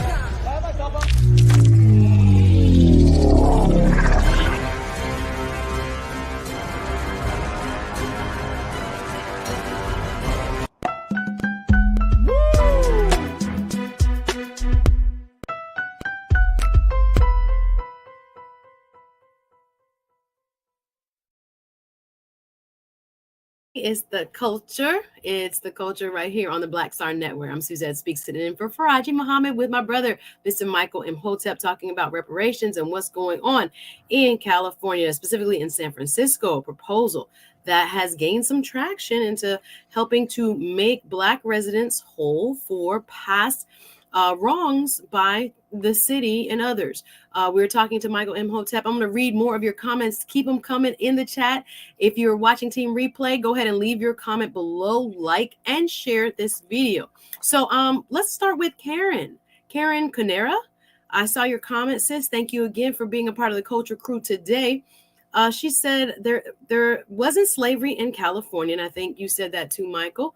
Right. There was and is racism. The return of Bruce's Beach, and I love the Bruce's Beach example, to the great grandson was the best example of reparations so far. He sold it back for $20 million. Do you want to make any kind of comparison there? Well, when you read the articles dealing with the California Reparations Task Force, one of the things they talk about repairing the damage of is the theft of land, like with Bruce's Beach, okay? And then in the San Francisco area, you have the Fillmore district, okay, which was a district that was wiped out by expressways, and they had a lot of African-American homes. It was in the 1960s.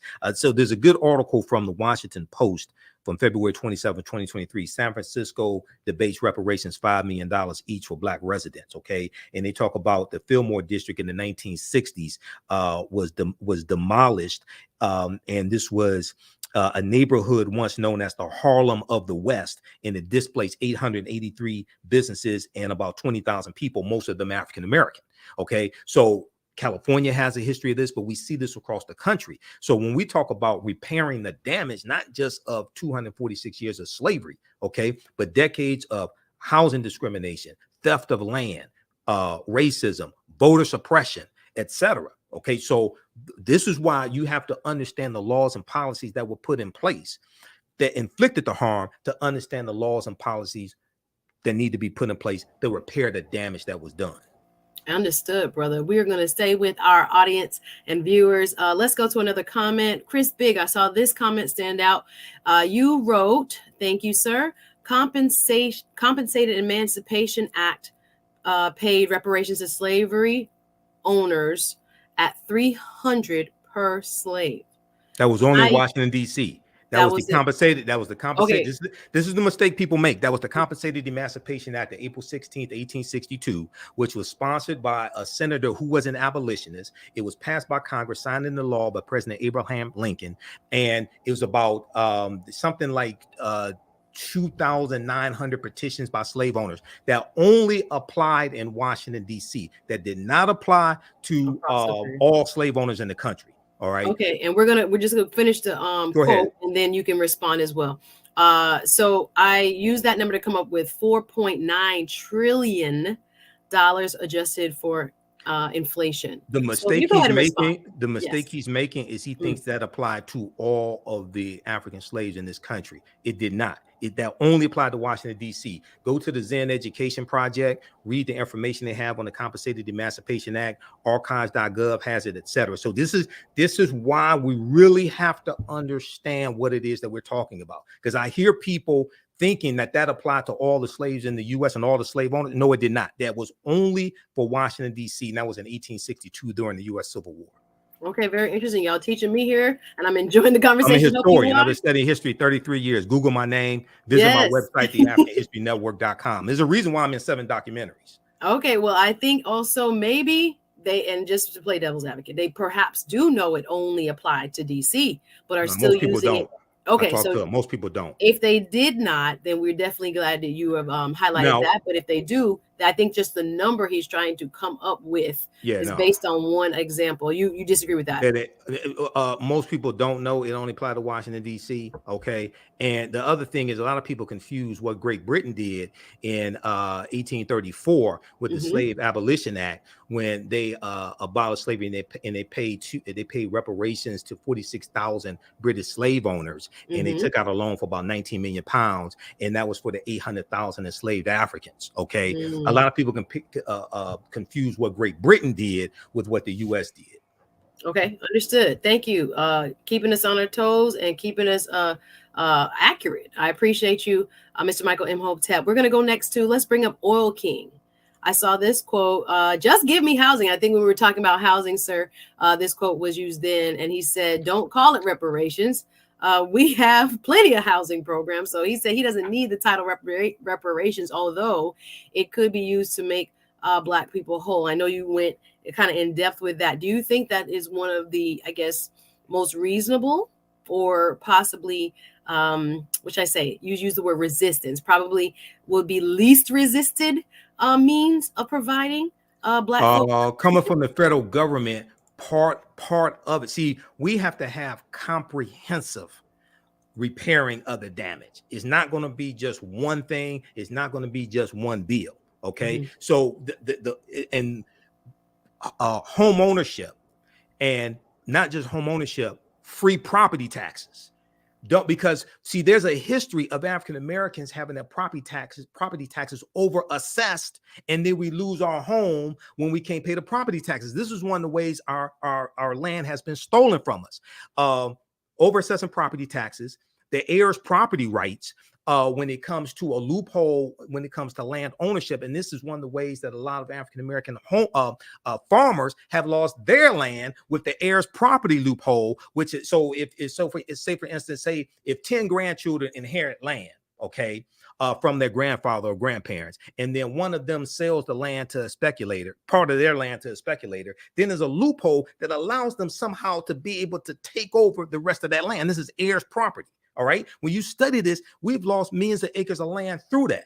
So it can be part of a comprehensive repairing of the damage. But this is why you first have to understand what happened to us. And one of the mistakes we make is we try to start studying our history in slavery. As a historian and as a student of Professor James Small, Dr. Leonard Jefferson, Professor Kabahai Watha Kamene, I have to say, when we talk about repairing the damage and making us whole again, we first have to understand who African people were and what African people had before we were put into an institution of slavery that stripped us of our history, names, culture, spiritual systems, folklore, mores, nationalities, things of this nature, and put us into an institution that put us into the category of chattel. You can't start studying our history in slavery because you missed the thousands of years of history prior to that. So when we talk about repairing the damage, I want to be restored to the level that my ancestors had prior to slavery, not get a check because they didn't get paid during slavery. This is a totally different concept. I was going to say that conceptually, I've never heard reparations placed as in what we would have been I'm trying to tell you, we have to refashion how we think about repairing the damage. You first have to analyze the damage that was done. That's very deep. I love this question. We got to take a quick break after this, but Lana L says, does the African History Network have a reparations class? I would love to. We have history class. You and me both, sis. We have history classes that I teach that deal with not just the history of slavery, but thousands of years of history leading up to slavery taking place. I teach that on Saturdays, 2 p.m. Eastern Standard Time. It's called Ancient Kemet, the Moors, and the Ma'afa, Understanding the Transatlantic Slave Trade, what they didn't teach you in school. And then the class I teach on Sundays, 2 p.m. Eastern Standard Time, Black resistance movements from the Haitian Revolution, the U.S. Civil War, Civil Rights Movement, and Black Power movement. So we deal with understanding, repairing the damage, reparations, things like that in both of those courses. Visit my website, theafricanhistorynetwork.com, theafricanhistorynetwork.com. You can register for those. And I'm also teaching I'm doing a free online lecture Saturday, March 18th, 12 noon Eastern Standard Time, in honor of Women's History Month, or Black Women's History Month. It's called Great African Women in History, the Mothers of Civilization. So you can register for all that at our website, theafricanhistorynetwork.com. But we do deal with understanding reparations better and repairing the damage and who we were before we were put into the institution of slavery. I love it, y'all. We have more time. Listen, I got to get to a few more comments. I'm enjoying this conversation on reparations with Mr. Michael Imhotep. We got to take one more quick break, y'all. Don't go anywhere. We're going deep. I'm Suzette Speaks in for Farajii Muhammad. More of the culture right after this.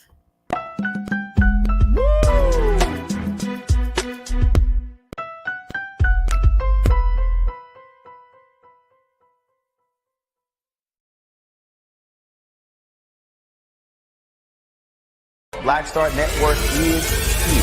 Oh, no punch! I'm real revolutionary right now. Thank you for being the voice of Black America. All momentum we have now, we have to keep this going. The video looks phenomenal. See, this difference between Black Star Network and Black-owned media and something like CNN. You can't be Black-owned media and be scared. It's time to be smart. Bring your eyeballs home. You dig? When you talk about blackness and what happens in Black culture, we're about covering these things that matter to us, speaking to our issues and concerns. This is a genuine people power movement. There's a lot of stuff that we're not getting. You get it, and you spread the word. We wish to plead our own cause. Too long have others spoken for us. We cannot tell our own story if we can't pay for it. This is about covering us. Invest in Black-owned media. Your dollars matter. We don't have to keep asking them to cover our stuff. So please support us in what we do, folks. We want to hit 2,000 people, $50 this month, raise $100,000. We're behind 100,000, so we want to hit that. Y'all money makes this possible. Check some money orders. Go to P.O. Box 57196, Washington, D.C. 20037-0196. The Cash App is $RM Unfiltered. PayPal is R Martin Unfiltered. Venmo is RM Unfiltered. Zelle is Roland at RolandSMartin.com.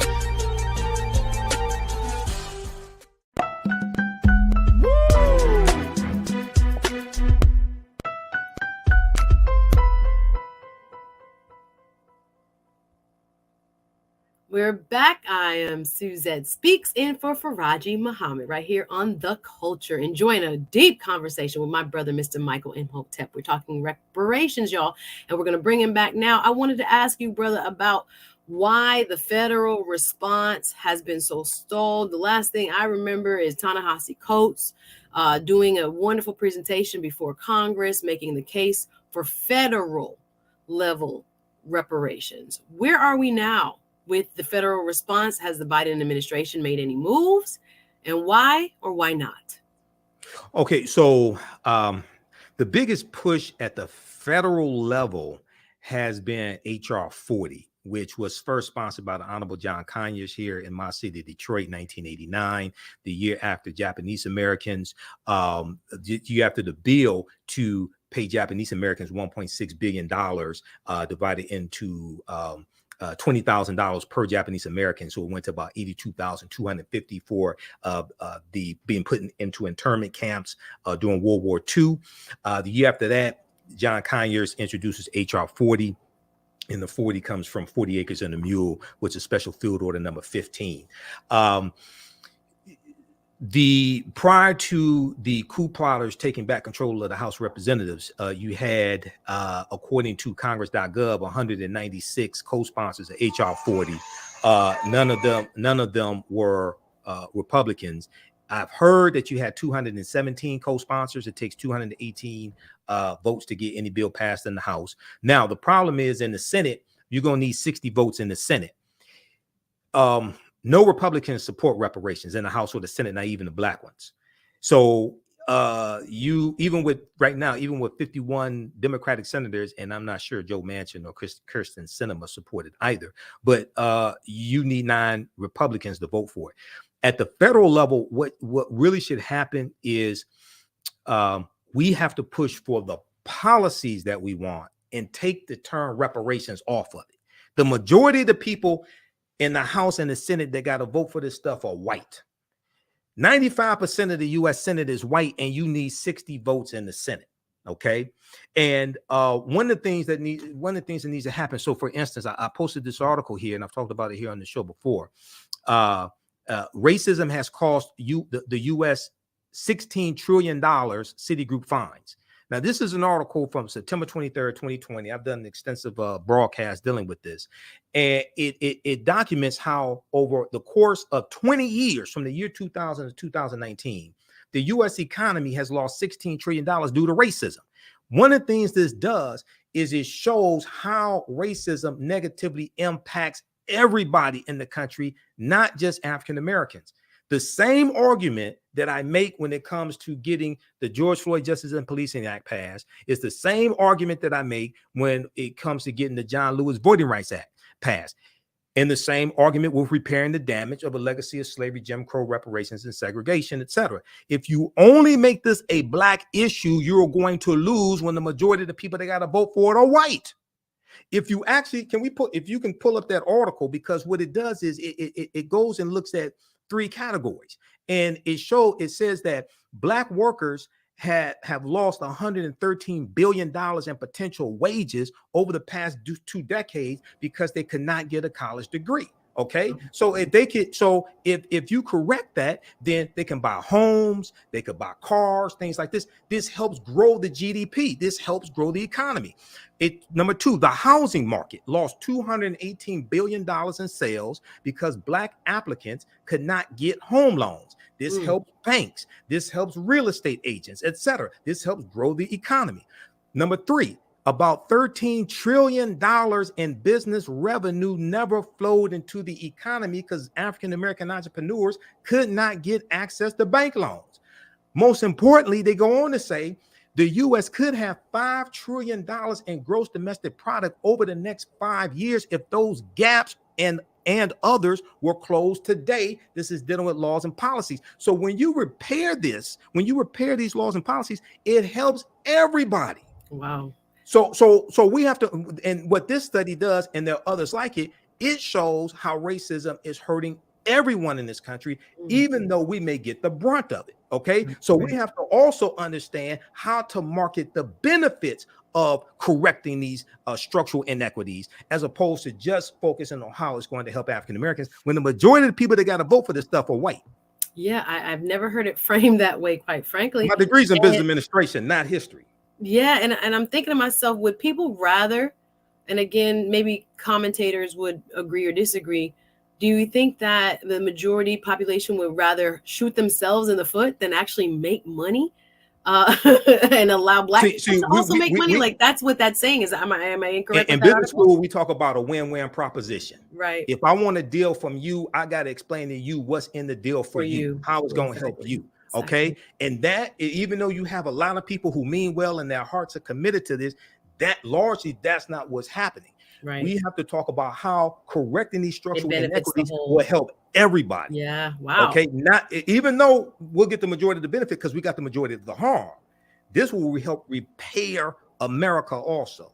That's amazing. Policies that are good for African Americans are good for America in general. That I believe as well. Let's go to a few more comments, y'all. We have about 10 minutes left. Chris Big, I saw when you responded to what Mr. Imhotep proposed.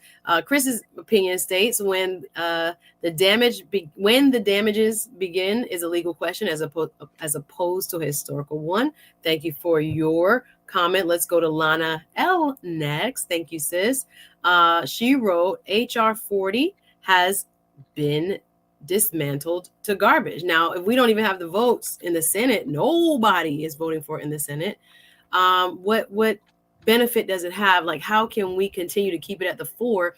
Many of us who, support one party or another, mostly the Democratic Party, see this as, something that they have kind of overlooked. Is there a way that the public at large can put this back into, the conversation, at the forefront of the conversation, where many people think it deserves to be, as opposed to kind of like, oh, it's a back burner, and I guess, wait on cities and states to do it instead? What are your thoughts?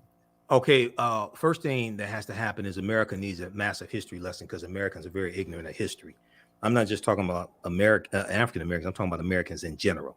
One of the good things about Juneteenth becoming a federal holiday is it can become very powerful if we use it correctly, because Juneteenth is the only federal holiday that deals with slavery. Okay, this is an opportunity to have a national conversation of not just about slavery and the harm that was inflicted upon African Americans, but what happened after slavery ended. Okay. The collapse of Reconstruction, the collapse of the Freedmen's Bank in 1874, when African Americans lost $2.9 million in deposits, how our land was taken away after Reconstruction ended, the voter suppression that was implemented. And then also, a lot of people don't know that you have between 8,000 and 20,000 white Southerners who fled the U.S. and they went to Venezuela, Cuba, and Brazil, because slavery was still legal there, because they did not want to live under rule of Republicans and deal with free African Americans running around as well. So America must have a massive history lesson with June 1st, with June 1st becoming a National Day of Remembrance of the Tulsa Race Massacre. That's an opportunity for us to have a national conversation of not just the greatness of Black Wall Street, but that ties right into the Black Freedmen Indian Treaties of 1866. Okay, because that's how a lot of early African American landowners got land to build Black Wall Street, was from those treaties. All right. So we have to understand that, one, America needs a massive history lesson. Two, you have to use that history lesson as a platform to push the policies that have to be put in place to help repair the damage. And three, talk about how repairing the damage will benefit everybody in this country, not just African Americans, when white people are the majority of the people who have to vote for these laws. Now, if we were 70% of the population, it'd be totally different with 13.5%. Okay. Right. And we only make up 2.5% of the U.S. Senate. And I say half because half the time Senator Tim Scott doesn't act like he's Black. Well, hold on now. We about out of time. He's against reparations, by the way. Tim Scott is? Okay. Tim Scott if he jumps into the race. He voted against the John Lewis Voting Rights Act. He blocked the George Floyd Justice and Policing Act. Okay, he voted against Judge Ketanji Brown Jackson. He voted against Kristen Clark being a deputy head of the Civil Rights Department of the Department of Justice. He's phenotypically Black, not consciously Black. All right, now we got to wrap up because there's so much more that we can say about this. I want to get a quick 30-second prediction. Now, this was through an advisory board in San Francisco. Do you think this actually gets adopted by the elected officials in San Francisco? The $5 million? Yes, any of it. I don't think the $5 million is. I think some of the other recommendations will. Now, the real test is what happens when lawsuits are filed. This is why you have to be on strong legal footing to withstand, because whatever you pass, laws get interpreted by the judicial branch of the government, and that can go to federal and it can go to the U.S. Supreme Court. All right, we're out of time. We'll have to leave it there. Thank you, Michael Imhotep, for doing work today on the culture. Appreciate you coming through. Of course, we'll come visit you. Thank you very much, everybody, for watching. Please, if you are not already subscribed to my channel, I do have a little YouTube channel going on. Go over to Suzette Speaks. Just look it up on YouTube, Suzette Speaks. And I want to thank my brother Farajii Muhammad for allowing me to fill his very large shoes right here on The Culture. I appreciate all the Culture fam for watching, commenting, sharing, and for holding us down in general. I hope you enjoyed the conversation. I'll be back tomorrow, also guest hosting. That's it for us today, y'all. We'll see you tomorrow. Thank you so much for watching.